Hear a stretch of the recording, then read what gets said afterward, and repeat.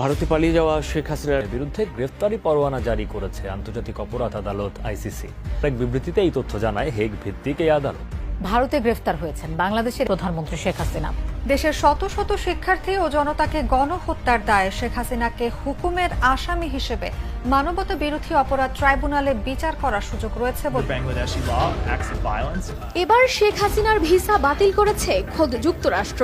এর আগে যুক্তরাজ্যে রাজনৈতিক আশ্রয় নেওয়ার ইচ্ছা থাকলেও তাকে আশ্রয় দিতে ইচ্ছুক নয় বলে জানায় দেশটি। এতে করে পৃথিবীর শক্তিধর দুই রাষ্ট্রই শেখ হাসিনাকে গ্রহণে অস্বীকৃতির বিষয়টি নিশ্চিত হলো।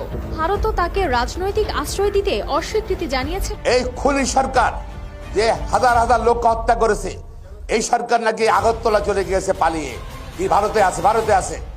আমরা ভারতের জনগণকে আহ্বান জানাতে চাই, সরকারকে আহ্বান জানাতে চাই, তাকে গ্রেপ্তার করুন এবং আমাদের সঙ্গে ভারতের বন্দি বিনিময় চুক্তি আছে, অনতিবিলম্বে শেখ হাসিনাকে এবং তার বোনকে বাংলাদেশে প্রেরণ করুন।